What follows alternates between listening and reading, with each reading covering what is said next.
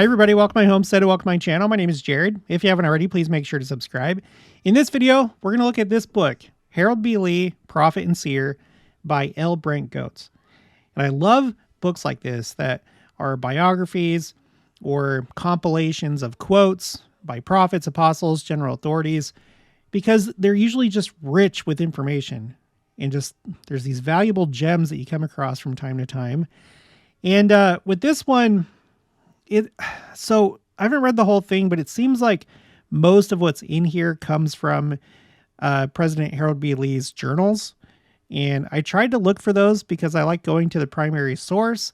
Unfortunately, I don't think that his journals are available online. If they are, I don't know where to find them. Believe me, I spent a good amount of time trying to track that down. So for right now, we're just going to have to go with this. There's three things. There's two things in particular that I want to focus on, but three interesting things. And then the two I've actually saved to my spreadsheets because they have to do with like a lighting or halo effect around a speaker.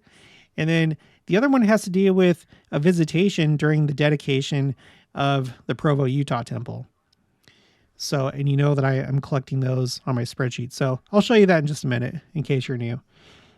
Okay, so page 428, in case you own this book or you end up buying it or borrowing it.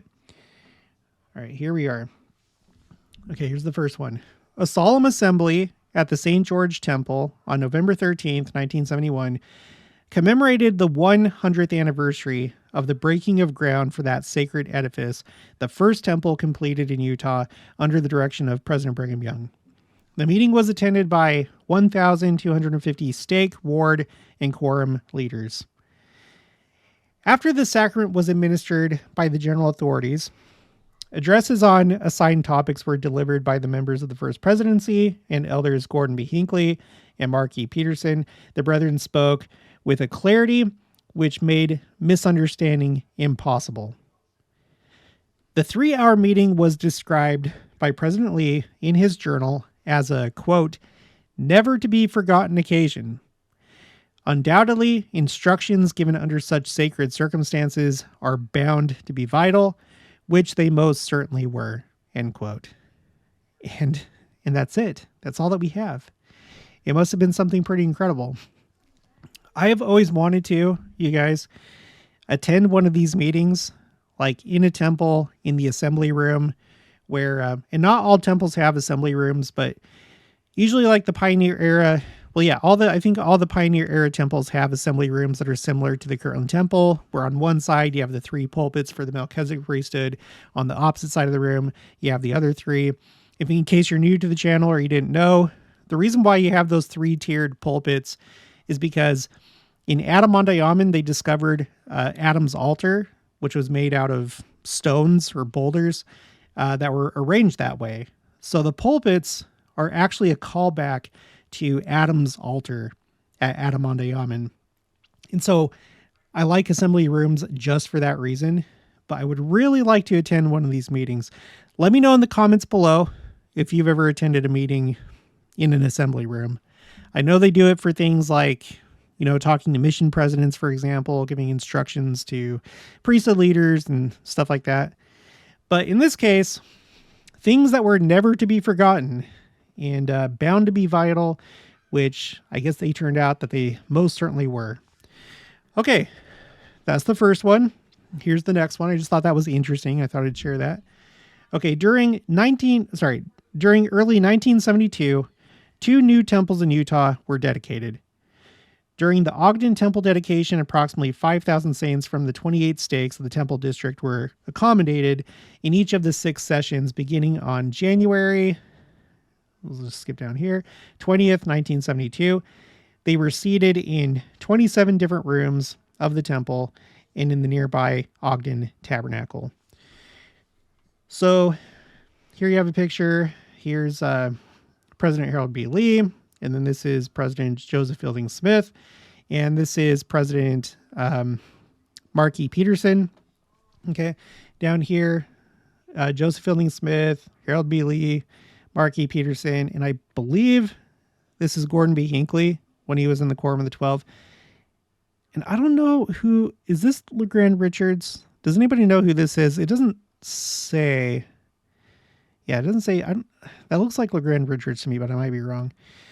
Okay, anyway, so this is the dedication of the Ogden, Utah temple. Though weakened from the heavy demands of the occasion, President Smith still spoke at the dedication, as did others in the First Presidency, the Council of the 12, and additional general authorities. Yeah, this took place toward the end of President Smith's life. Okay.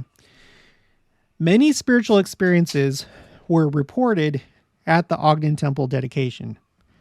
Following the closing session, President Lee's eldest grandson, David Goates, oh, I'm just realizing that for the first time.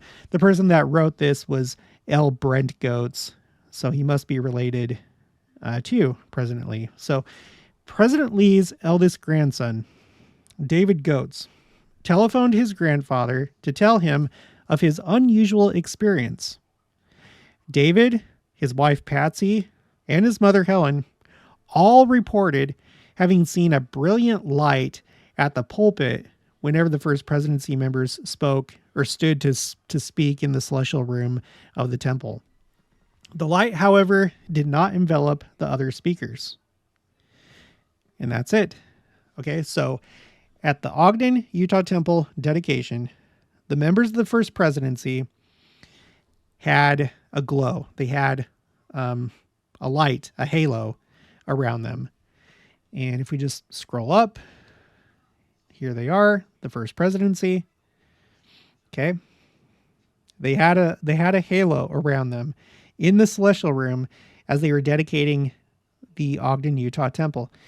In case you don't know what that looks like if you're new to the church or you just don't know, this is a picture that I took. This was back immediately after my mission. For my birthday, my dad got me a DSLR camera. And I that was one of the best presents I've ever got. And I've gotten into photography ever since that time. But anyway, this is what it used to look like. They've renovated it, and now it looks like this. You know, it had a very dated look. I don't think anyone thought that, you know, that it would look as dated as it did a few decades down the road. So this is what it used to look like. And then this, and then next we're going to talk about its sister temple, what was called the Provo, Utah temple, which looks, very similar. There's a little bit of difference between the two, but they're similar. And now this one is also being renovated, and the name has been changed to the Provo, Utah Rock Canyon Temple. And I suppose it does kind of look similar to the renovated Ogden, Utah temple. Okay, well, anyway, so let's get back to this. Okay, so Ogden, Utah temple, you had the halos. Oh, yeah, I've saved that on my spreadsheet called Quotes A through Z. Excuse me. Currently on row 195, the topic is halos, light, shining, because we've seen this a number of times. In fact, we saw it at the dedication of the Manti, Utah temple. Let's see if I can find it here really quick. Yeah, so this is from the Millennial Star, June 25th, 1888, pages 404 to 405. Some of the saints saw the spirits of Presidents Young and Taylor, J.M. Grant, and others in the temple, and the heads of some of the speakers were surrounded by a halo of heavenly light during the services. And there were other things that happened, but there you have that halo of light during the dedication of that temple. There's one time that, light or a halo was seen in the Nauvoo temple. This is from Life of Heber C. Kimball, compiled by Orson F. Whitney, 1888, pages 103 to 104. And let's see. I'll start right here. Brother Z. Coltrane and Brown held the talk in tongues, which was afterwards interpreted and confirmed. Some prophesied. Brother Anderson related a vision. and all of us rejoiced with exceeding great gladness. A light was seen flickering over Brother Anderson's head while relating his vision. Phineas Richards' face shone with great brightness. And then I'll just add this too. Two men, or angels, two men arrayed all in priestly garments were seen in the northeast corner of the room. So that was the Nauvoo temple. I'm not going to relate this whole thing, but Mary Elizabeth Rollins Lightner, who was sealed to Joseph Smith, she was one of the ones that saved like the original manuscript for the Book of Commandments or the Doctrine and Covenants in Independence, Missouri. She was in Kirtland when Joseph Smith held his first meeting there. And, well, let me see. So Joseph Smith was talking. They sang and prayed. Joseph got up and began to speak to us. As he began to speak very solemnly and earnestly, all at once his countenance changed and he stood mute. Those who looked at him that day said there was a searchlight within him over every part of his body. I never saw anything like it on the whole earth. I could not take my eyes off him. He got so white that anyone who saw him would have thought he was transparent. I remember I thought I could almost see the bones through the flesh. I have been through many changes since, but that is photographed on my brain. I shall remember it and see in my mind's eye as long as I remain upon the earth. So, and there was more that happened there, but that's one of the main things that happened. Let's see. And then wait. And then there's this Wilford Woodruff on the Wilford Woodruff Papers, Discourse, 1898, April 10th, page 2. The last speech that Joseph Smith ever made to the Quorum of the 12 Apostles was in a building in Nauvoo, and it was such a speech as I have never heard from mortal man before or since. And by the way, that's what Mary Lookner said about that particular talk that Joseph Smith gave when he became transparent. Same thing with President Wilford Woodruff. He was clothed upon with the Spirit and power of God. His face was clear as amber. The room was filled as with consuming fire.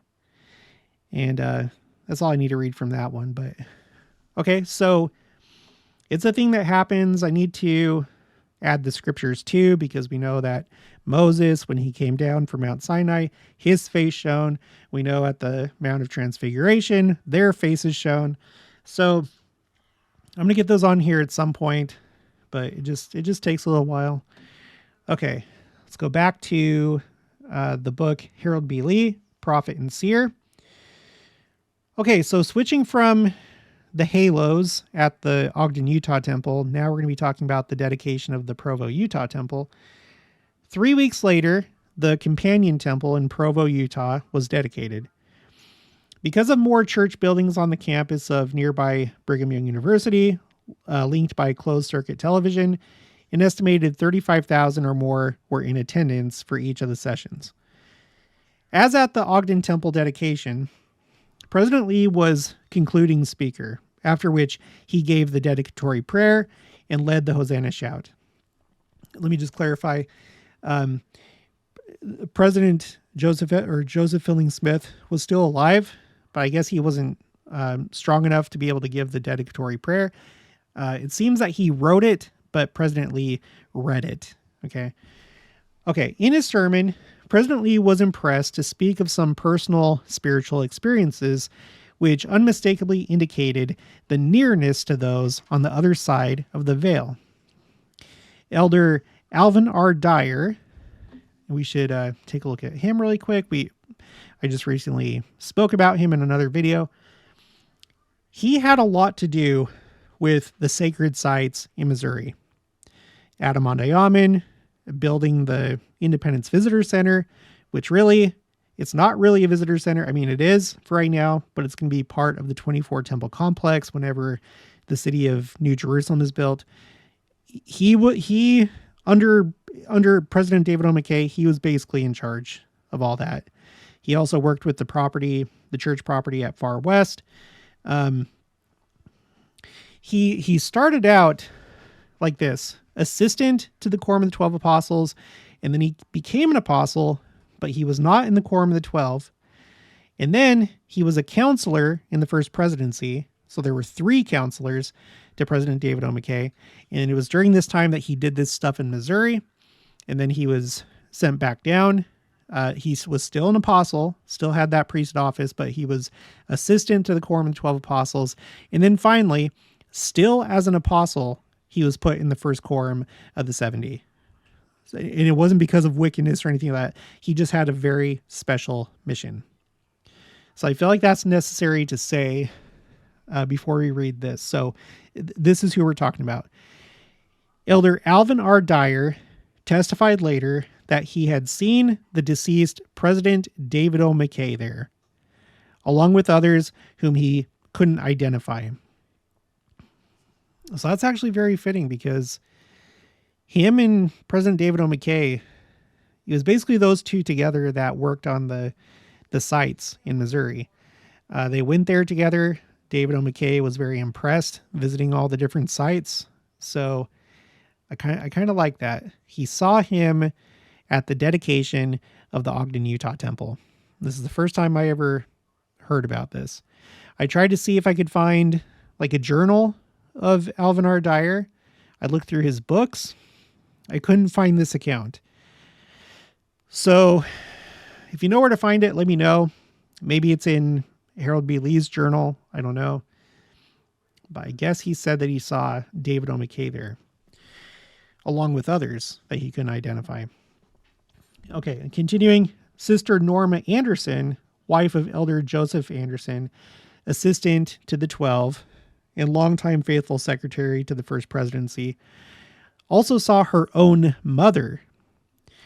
President Lee noted in his journal that he was watching the strange look on Sister Anderson's face as she was probably witnessing this visitation. Okay, so I put this, the dedication of the Provo, Utah temple, because there was a visitation. I put that on my spreadsheet called Quotes, Visions, and Visitations. I've gotten a lot of new subscribers recently for some reason, so you may not be familiar with this. It's a timeline of visions, visitations, dreams, near-death experiences, and end-of-life experiences where you have visits from the other side of the veil. Okay, so I have that here. I don't know if this one below it has something to do with the dedication of the what's it called, the Ogden, Utah temple, but we'd already read this. I'm going to read it really quick. It's short. This one is from President Ezra Taft Benson. You can find it in the teachings of Ezra Taft Benson. But he cites like some article that I haven't been able to track down. It doesn't seem like if it's in the Deseret News, they don't have it in the University of Utah's archive of Deseret News. It's not on the church. I can't find it anywhere. So it's a bummer, but this is what he said. And it seems to be in connection with the dedication of the Ogden, Utah temple, because it says it right here. And then the name of the article, I guess, is Temple Memories. Okay, so later in that same community, I formed an acquaintance with another great temple worker, my mother-in-law, Barbara Smith Amison. She had spent 23 years officiating at the Logan Temple. So thin is the veil that this good woman knew the time she was going to leave. She announced on Thursday or Friday that the following Thursday she would be leaving mortal life. She had had a dream or a vision of her husband telling her it was her time to go. It is my feeling that every good and righteous person has a specific time to go. I don't think it applies to everyone. And we've seen that before in other accounts on this spreadsheet, that there's a specific time that someone was told that they were going to go. as like specific as we're coming to get you at 10 o'clock the next morning. That's an actual example that I have here on this spreadsheet. Okay, so let's put it in the larger context. Okay, so we have this new account of a visitation during the dedication of a temple. This is just one of many. Let's go down here to the bottom first. I have a tally of how many visions and visitations per decade. So this is the second one for the 1970s. I have a total of 77 at this point. And I really wonder like how high this number is going to get. I thought I knew it all, but apparently not. Again, lifelong member of the church, but so many of these things just I never knew. That's why we need to just continually study and search these things out. Okay, I want to point out other times that there were visitations to a temple dedication. Of course, at the dedication of the Kirtland Temple, there were many visitations, many different beings that showed up during the dedication, one of which was Peter, the apostle. So Peter, who Christ chose to be the senior apostle during his dispensation, Peter showed up. He showed up to accept the dedication. This is the only time that we hear about an angel being sent to accept a dedication. And I have to wonder if with some of these other dedications, if a prophet is seen, if the reason why they show up is because they're performing this task, the acceptance of the dedication in behalf of the Lord. Does it make sense? But that's what we know for sure happened with the Kirtland temple dedication. So that's like a separate account. And then just generally there were angels that were seen in the temple and other things took place as well. So, okay. So the Kirtland temple, let's find the next one. I have a highlight in the left. Okay. Right here in column A. The next one, we already read it. The Manti, Utah temple dedication. You had Brigham Young, John Taylor, Jedediah M. Grant, and an angelic choir that were seen and heard during that dedication. The Manti, Utah temple. The next one that I have on this spreadsheet is, this wasn't at the dedication, but this happened before the dedication of the Laie, Hawaii temple, where you had Elias Wesley Smith, who was the son of Joseph F. Smith, and he was the mission president of the Hawaii mission. And just before the dedication, if I remember right, let's see, I'm not going to find it, but I'm pretty sure it was just before the dedication of the Laie. Yeah, here we go. This was a time just before the dedication of the Laie temple. Yeah. So just before that, he experienced some kind of strange attack, personage that showed up at his house, not at the temple. And Joseph Fielding Smith, he wrote to him, and he's like, well, that could have been Cain, which I don't think that Cain's still alive. We've had a discussion about that before in other videos, but I don't know for sure. He suggested that it could be Cain.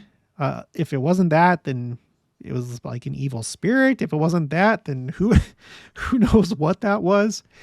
But this seemed to be possibly in connection with the dedication of the Laie Hawaii temple.